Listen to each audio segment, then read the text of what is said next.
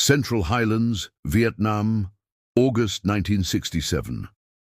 Sergeant Marcus Eagle Eye. Williams had the target in his crosshairs for exactly 3 seconds before the VC scout vanished like smoke. One moment, a clear shot at 400 meters. Enemy soldier moving through the tree line, carrying intelligence documents from observed American positions. The next moment, nothing. The scout had disappeared into the jungle, taking vital information about Marine defensive positions with him. Damn it! Marcus lowered his rifle, frustration burning in his chest. That's the 5th one this week. They see me before I can shoot. How? Private Chen asked from his spotter position. You're concealed downwind. Perfect hide. What's giving you away? Marcus knew exactly what was giving him away. His rifle scope. Standard military issue, high-quality optics, absolutely perfect for long-range shooting. And absolutely terrible for covert operations, because the glass lenses caught sunlight and threw reflections that enemy scouts could spot from hundreds of meters away.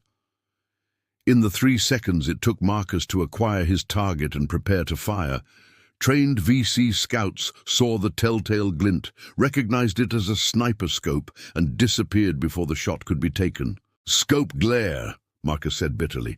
They're trained to watch for it. The second my scope catches light, they bolt. By the time I'm ready to fire, they're gone.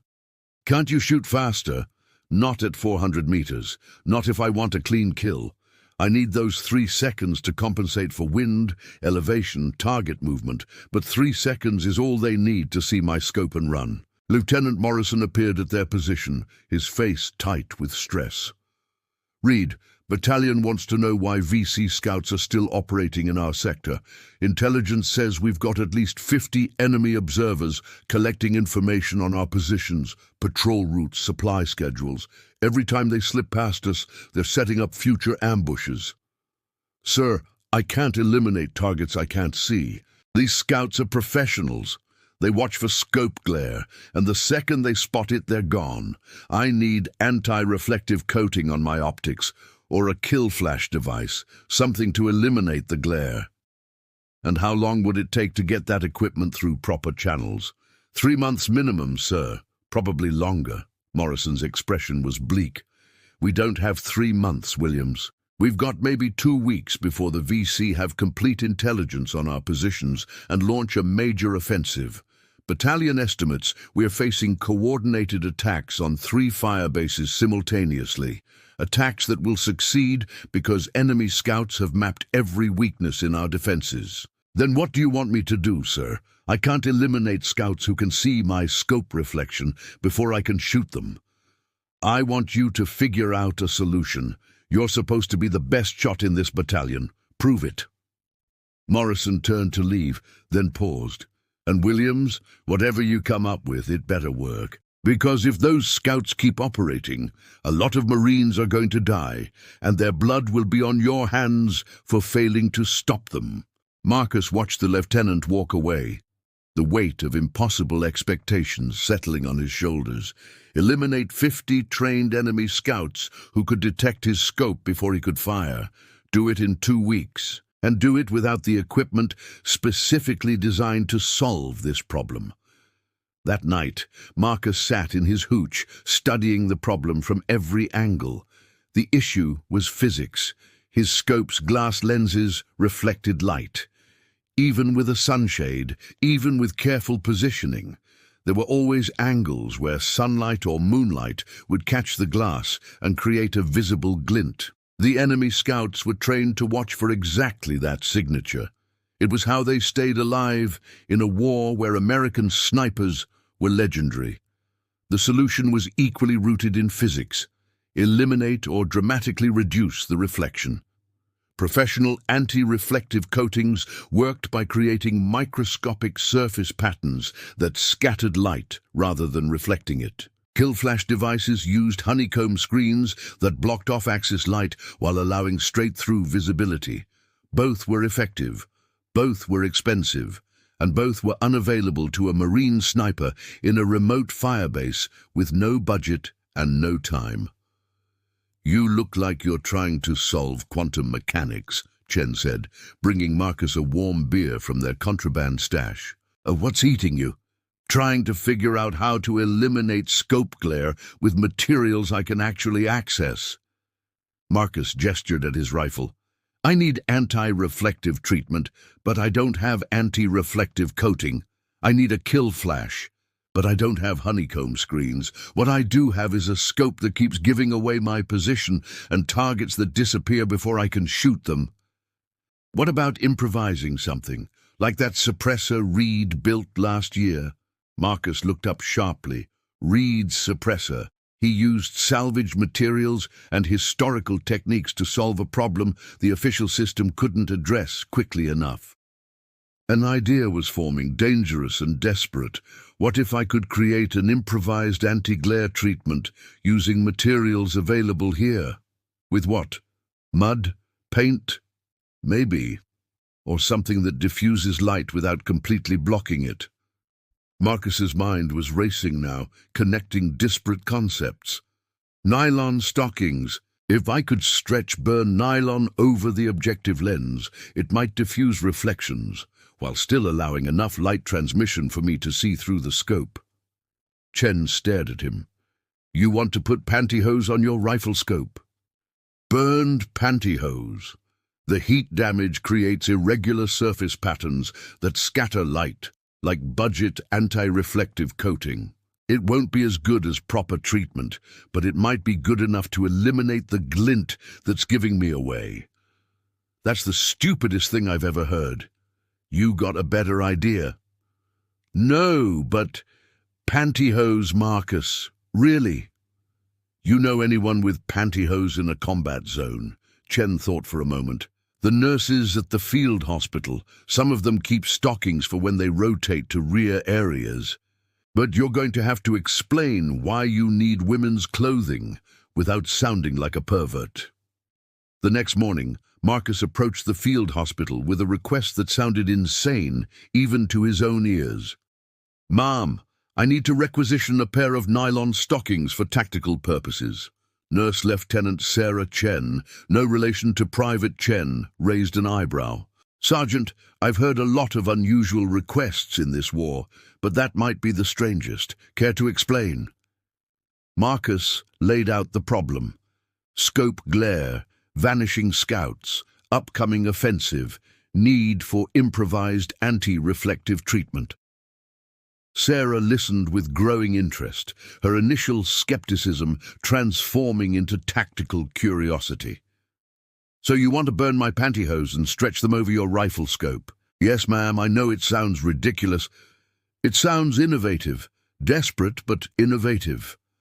Sarah went to her footlocker and pulled out a pair of tan nylon stockings. These cost me $4 at the PX. If your crazy idea works, it's the best $4 the Marine Corps never spent. If it doesn't work, you owe me new stockings. Deal, ma'am. Thank you. Back at his position, Marcus used a lighter to carefully burn the nylon, creating a mesh of heat-damaged material with irregular patterns that would scatter light. He cut a circular section, stretched it over his scope's objective lens, and secured it with rubber bands salvaged from supply packaging. The result looked absurd, a precision military rifle with what appeared to be burned pantyhose rubber-banded to the scope. That looks like something a crazy person would build, Private Chen observed. That's because a crazy person did build it, Marcus replied. Now let's see if crazy works. They moved to a testing position with clear sightlines and varying light conditions. Marcus aimed at a target tree 400 meters away, positioning himself so sunlight hit his scope at the same angle that had previously created visible glare. Check for reflection, Marcus instructed. Chen moved to an observation point that simulated where enemy scouts would be positioned. I don't see anything. No glint, no flash, nothing. The burned nylon is scattering the light. Can I see through the scope clearly? Only one way to find out. Marcus looked through his scope, half expecting the burned nylon to completely obscure his view. Instead, he found that while the image was slightly dimmer, it remained sharp and clear enough for precision shooting. The irregular burn patterns in the nylon scattered incoming light, but allowed most outgoing light to pass through to his eye. "I can see fine," Marcus reported. "Maybe 80% of normal brightness, but still more than adequate for target acquisition and shot placement. So you eliminated scope glare with $4 of burned pantyhose." "Looks like it. Now we test it under real conditions." Marcus checked his watch. "VC scouts usually move through Sector 7 around 1400 hours. Let's see if they can still spot me." Central Highlands, August 1967, 13:45. Hours. Marcus positioned himself in a hide overlooking a known VC scout route. His rifle wore its improvised anti-glare treatment. Burned nylon stretched over the scope's objective lens, secured with rubber bands and hope. He'd added one more modification based on his testing. A thin layer of rifle grease mixed with dirt rubbed on the scope body to eliminate any secondary reflections from the metal housing. "This either works or we've wasted a day," Chen whispered from his spotter position, "and you've ruined $4 worth of nurses' pantyhose for nothing." "We'll know in 15 minutes. Intel says VC scouts use this route regularly to observe firebase activities. If they can't see my scope glare, I'll get clean shots. If they can still see me, they'll bolt like always." The wait was agonizing. Every minute felt like an hour. Every sound in the jungle made Marcus's nerves spike. He was gambling everything on a modification so absurd that even he wasn't entirely sure it would work under real combat conditions. Burned pantyhose against professional enemy scouts. The disparity between problem and solution was almost comical. "Movement," Chen breathed. 200 meters, moving left to right through the tree line, single individual, carrying what looks like binoculars and a map case. Marcus acquired the target through his modified scope. The VC scout was moving cautiously, pausing every few meters to scan for threats. This was the critical moment. Would the scout spot the scope glare and vanish, or would the burned nylon treatment keep Marcus invisible? The scout paused, raised his binoculars, and scanned the area where Marcus was positioned. 3 seconds passed. 5. 10. The scout showed no sign of alarm, no indication he'd spotted anything unusual. He lowered the binoculars and continued moving. "He doesn't see you," Chen whispered with barely contained excitement. "He looked right at your position and didn't see the scope glare." "It's working, Marcus. Your stupid pantyhose trick is actually working." Marcus centered the crosshairs, compensated for wind and distance, controlled his breathing. The scout moved into an optimal firing solution. Clear background, no obstacles, perfect angle. Marcus exhaled slowly and squeezed the trigger. The rifle cracked. 400 meters away, the VC scout dropped instantly, dead before his body hit the ground. No warning, no chance to escape. He'd never seen the scope that killed him, because there was no glare to see. "Confirmed kill," Chen reported. "Clean shot, instant termination. That's 1 down, 49 to go." They relocated immediately, standard counter-sniper procedure. By the time any enemy response arrived, they were 300 meters away, setting up for the next intercept. The burned nylon treatment stayed in place, still functioning, still eliminating the telltale glare that had cost Marcus so many targets. "How long before word spreads that we're killing scouts?" Chen asked. "Maybe a day, maybe less, but it doesn't matter. By the time they figure out why we're suddenly successful, we'll have eliminated enough scouts to cripple their intelligence network." Marcus checked his watch. "Next known scout route is in Sector 4, approximately 1600 hours. Let's move." Over the next 3 days, Marcus and Chen became phantoms. They appeared at scout routes, eliminated targets, and vanished before the VC could respond. The burned nylon treatment worked perfectly. No glare, no reflection, no warning to the enemy that death was watching through a scope that had been modified with $4 of nurses' pantyhose and desperate innovation. By the end of the first week, Marcus had eliminated 17 VC scouts. By the end of the second week, 32.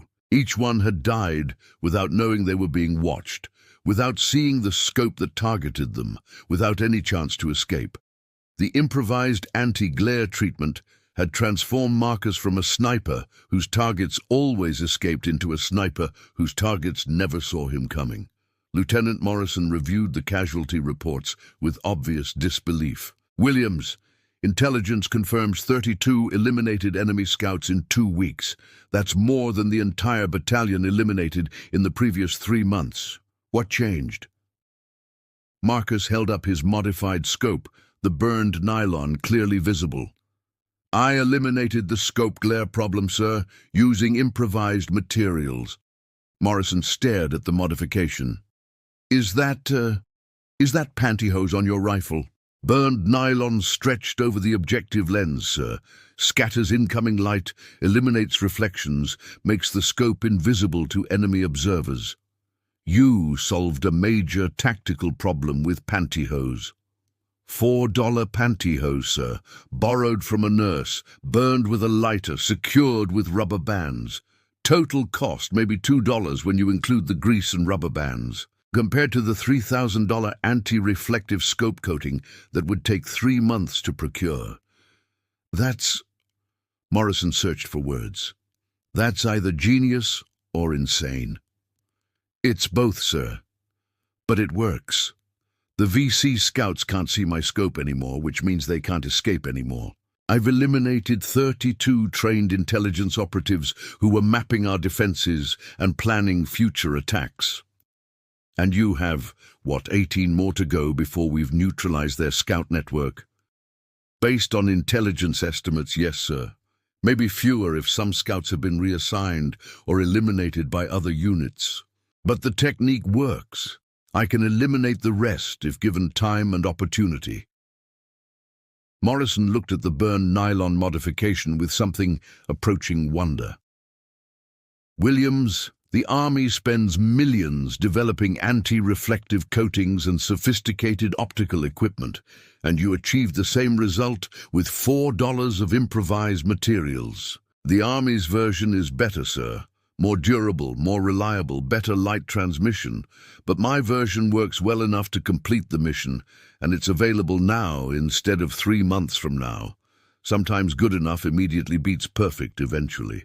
I'm recommending you for commendation, and I'm ordering documentation of your modification for distribution to other sniper units. If this works for you, it'll work for every Marine sniper in Vietnam who can't get proper anti-glare equipment through official channels.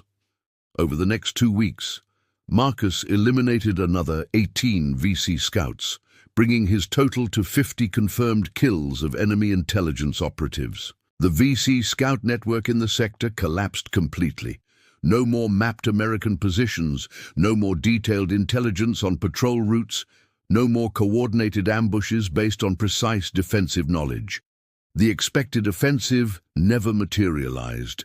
Without accurate intelligence, the VC couldn't coordinate effective attacks on multiple firebases simultaneously. What should have been a devastating assault became a series of poorly planned probes that were easily repelled. Your pantyhose trick just saved 3 firebases and probably hundreds of Marine lives, Gunnery Sergeant Kowalski told Marcus during a briefing. Battalion commander wants to meet the sniper who eliminated an entire enemy intelligence network with improvised equipment. I'd rather not meet the battalion commander, Gunny. Officers tend to ask uncomfortable questions about unauthorized equipment modifications. Too late. You're famous now. The sniper who kills with pantyhose. It's spreading through the division like wildfire. Every sniper wants to know how you did it, and they did. Within a month, 47 Marine snipers had adopted variations of Marcus's technique. Some used burned nylon. Others experimented with fine mesh screens. One creative corporal used shredded camouflage netting. But all of them achieved the same result: dramatically reduced scope glare that let them eliminate targets who'd previously been able to detect and escape American snipers. The VC noticed. Intelligence intercepts showed enemy discussions of invisible American scopes and recommendations to avoid known sniper positions entirely rather than try to spot the telltale glare that no longer existed. The balance of power had shifted, all because of a black sergeant who looked at a $4 pair of pantyhose and saw a solution to a $3,000 problem. Division Headquarters, Da Nang. September 1967. Marcus stood at attention in front of 3 officers and 2 civilian contractors, all of them staring at his modified rifle scope like it was an alien artifact. The burned nylon treatment was still in place, still functioning after eliminating 50 enemy scouts, and still looking absurd enough that nobody would believe it worked without seeing the results. "Sergeant Williams," Colonel Hartwell began, his tone carefully neutral, "your after-action reports indicate 50 confirmed eliminations of enemy intelligence operatives over a 6-week period. That's a statistically improbable success rate. Care to explain how you achieved it?" "Sir, I eliminated the scope glare problem that was allowing targets to detect and evade me. Once they couldn't see my scope reflection, they couldn't escape." "Using what equipment?" "Our records show no issue of anti-reflective coatings or Killflash devices to your unit." Marcus held up his rifle, the burned nylon clearly visible. "I improvised a solution using available materials, sir. Burned nylon stretched over the objective lens scatters incoming light and eliminates visible glare." One of the civilian contractors, a man in an expensive suit with a badge identifying him as representing Schmidt Optics Corporation, leaned forward with obvious interest. "Sergeant, that's remarkable field improvisation. May I examine the modification?" Marcus handed over his rifle. The contractor studied the burned nylon treatment with the intensity of someone recognizing something valuable when he saw it. "Brilliant," the contractor muttered. "Crude, but brilliant. You've essentially created a light-scattering filter using heat-damaged synthetic fiber. The irregular burn patterns create multiple reflection angles that diffuse incoming light rather than bouncing it back as a visible glare." He looked up at Marcus. "Where did you learn optical engineering?" "I didn't, sir. I just understood that reflections were giving away my position, and I needed something that would scatter light without completely blocking my view through the scope. Self-taught innovation based on practical necessity." The contractor exchanged glances with his colleague. "Colonel, Schmidt Optics would be very interested in developing a production version of this technique. With proper materials and manufacturing, we could create anti-glare filters based on Sergeant Williams's principle and supply them to all U.S. sniper units." "At what cost?" Hartwell asked. "Approximately $300 per unit, accounting for development, testing, and production costs." Marcus couldn't help himself. "Sir, my version costs $4 and works just as well." "Your version is improvised field equipment, Sergeant. Ours would be professionally manufactured with quality control and warranty. But it would cost 75 times as much for essentially the same result." The contractor's expression hardened. "Sergeant, there's a difference between desperate field modification and proper military equipment. Your version might work temporarily, but it's not suitable for long-term deployment or standardization across the force. My version has worked for 6 weeks without degradation, sir, and it's already being used by 47 other Marine snipers who couldn't get official anti-glare equipment through proper channels. How long would your production version take to develop and deploy?" "Approximately 8 to 12 months for full development and procurement. So for the next year, Marines keep dying because their scope glare gives away their positions, while we wait for expensive equipment that does exactly what burned pantyhose already does." Marcus knew he was being insubordinate, but the absurdity demanded acknowledgement. "Sir, that's not procurement strategy, that's just waste." "That's enough, Sergeant," Hartwell cut in sharply. "You're dismissed. Wait outside." Marcus saluted and left, knowing he'd just damaged whatever slim chance he had of official recognition. But he couldn't stay silent while contractors tried to profit from his innovation and the military accepted delays that would cost lives. Outside, Gunnery Sergeant Kowalski was waiting. "Let me guess. They want to turn your $4 solution into a $300 product and take a year to do it." "Close. $300 and 8 to 12 months. Plus, they'll probably patent the technique and prevent anyone else from using it without paying licensing fees." That's how the military-industrial complex works, Williams. Take free innovation from soldiers, repackage it with corporate branding, sell it back to the military at massive markup, and call it progress. Kowalski lit a cigarette. "The good news is, your technique is already spreading faster than they can control it. Snipers are teaching other snipers. The modification is simple enough that any Marine with a lighter and some nylon can replicate it. By the time Schmidt Optics gets their expensive version to market, half the snipers in Vietnam will already be using your version. And I'll get no credit for it. Probably not official credit, no. The contractors will claim they developed it independently. The military will say it's based on historical precedent or emerging technology. Your name will get buried in footnotes if it appears at all." Kowalski exhaled smoke.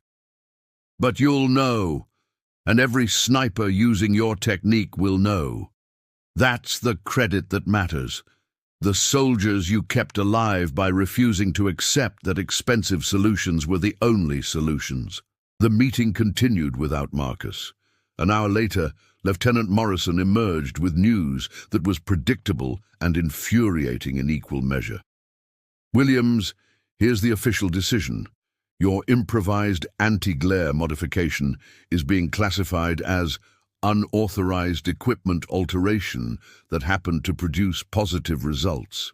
Schmidt Optics will develop a proper version based on independent research that may or may not have been inspired by field observations. You're receiving a commendation for your 50 confirmed eliminations, but no mention of the technique you developed. And you're being ordered to remove the modification from your rifle and return to standard equipment configuration. Sir, that's insane. The modification works. It's saving lives. And they want me to remove it so I can go back to having targets escape because they can see my scope glare. Those are the orders, Williams.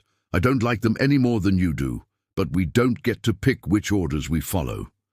Marcus stared at his lieutenant, seeing the same frustration and helplessness reflected in Morrison's eyes.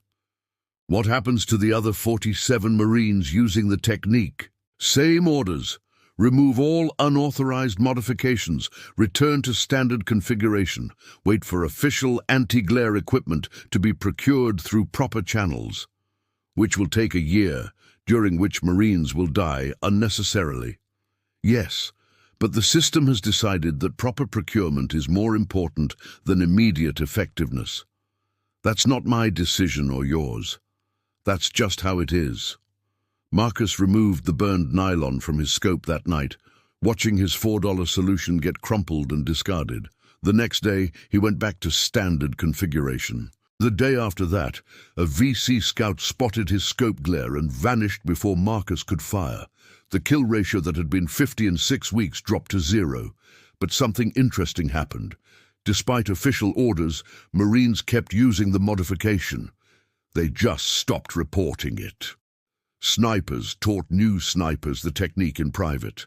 Burned nylon appeared on scopes throughout Vietnam, but nobody documented it, nobody photographed it, nobody created an official paper trail that would force commanders to acknowledge the disobedience. "We're using your technique," Corporal Davis told Marcus 3 months later. "Officially, my scope is standard configuration. Unofficially, I've got burned nylon under a camouflage wrap that hides it from inspections.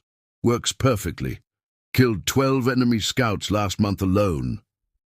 You're risking court-martial. I'm risking court-martial to stay alive and complete my mission. That's a trade I'll make every time.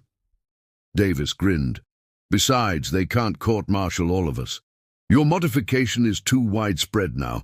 It's become unofficial standard operating procedure that everyone uses and nobody acknowledges. Marcus nodded slowly, understanding that he'd created something the system couldn't fully suppress even when it wanted to. The technique was too simple, too effective, and too desperately needed. Contractors could develop expensive alternatives. Officers could issue orders against unauthorized modifications. But they couldn't stop Marines from doing what worked when their lives depended on it. Marine Corps Scout Sniper School, Quantico, Virginia, 2015. Staff Sergeant Marcus Williams, now retired and working as a civilian instructor, stood before a class of Marine sniper candidates holding a rifle with what appeared to be mesh fabric stretched over the scope, his objective lens. This, he began, is a Killflash device. It eliminates scope glare that would give away your position to enemy observers.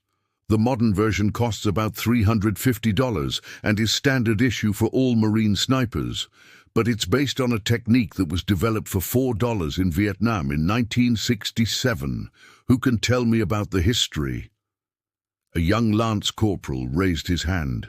Sir, the technique was developed during the Vietnam War, when snipers discovered that scope glare was allowing enemy scouts to detect and evade them.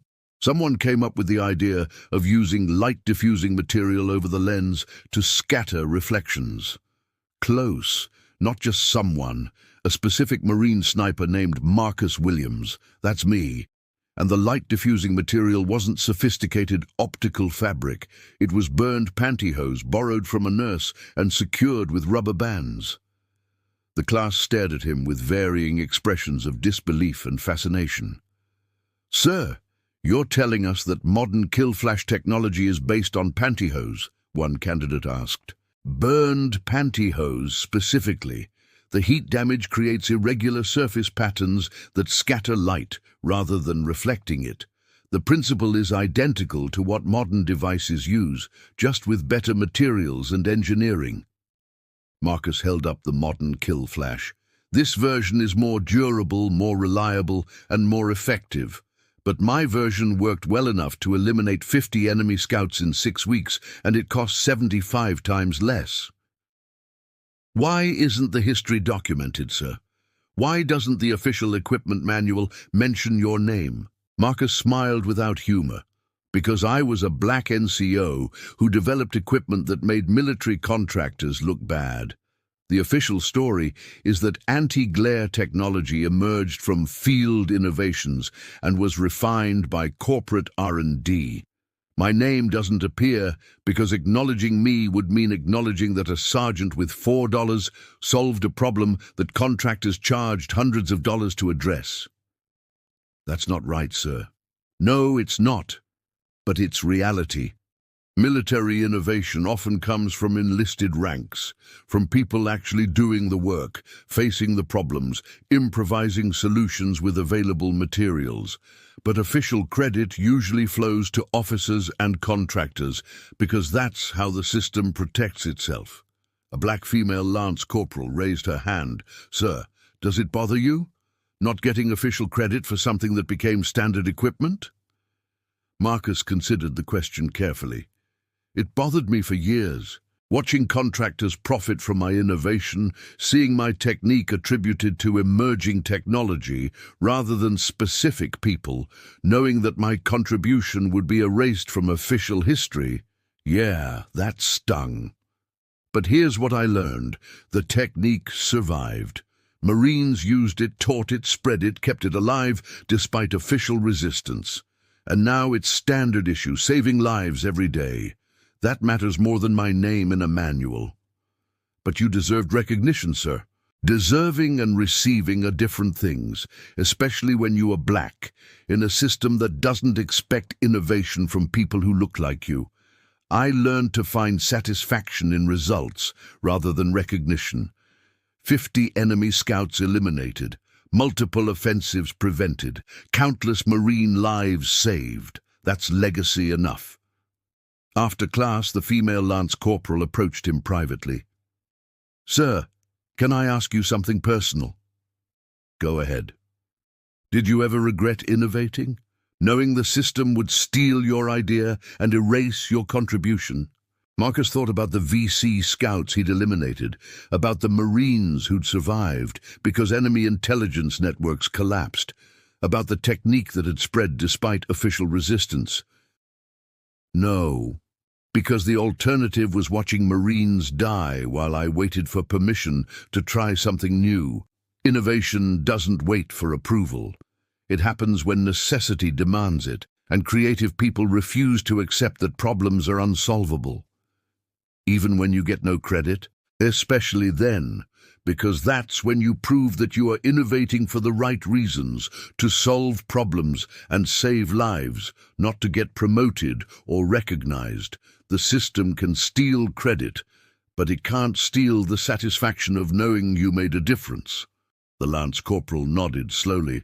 "Thank you, sir. That helps. You planning to innovate something yourself?"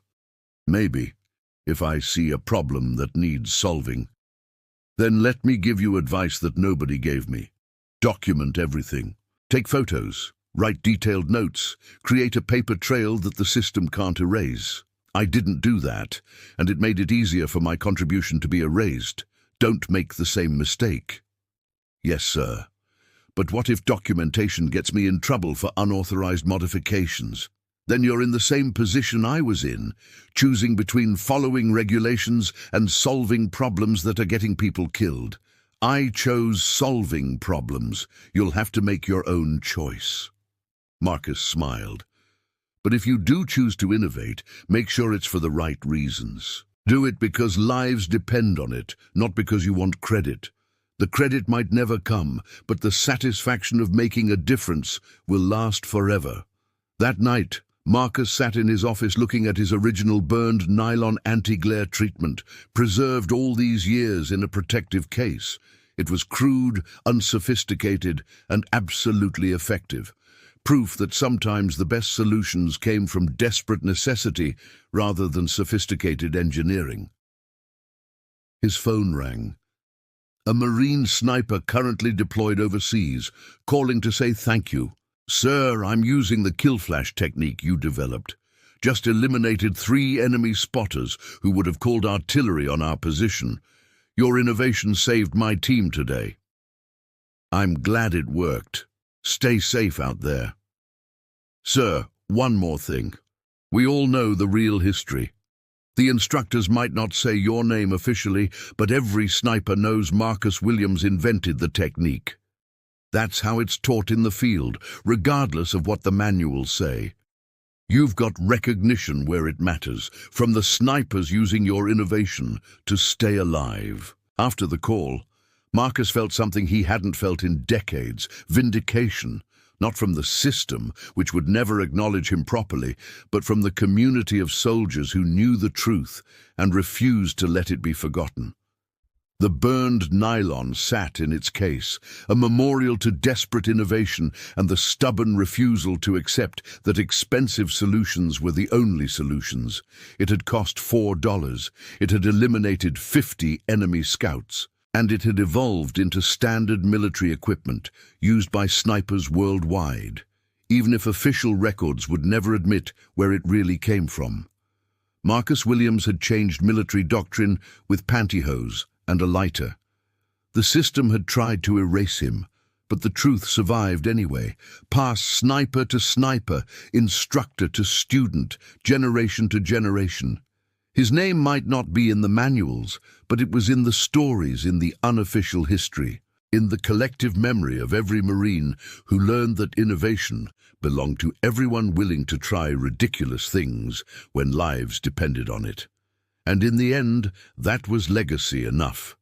Not official recognition, but living proof that genius could come from unexpected places, that $4 solutions could outperform $300 alternatives, and that a black sergeant with borrowed pantyhose could revolutionize warfare while the system that benefited from his innovation pretended he didn't exist. The burned nylon stayed in its case, a testament to what one Marine could achieve when necessity demanded innovation and regulations demanded impossibility. Marcus had chosen innovation. 50 enemy scouts had paid the price, and countless Marines had lived because of it, regardless of what the official record said or did not say about who made it possible.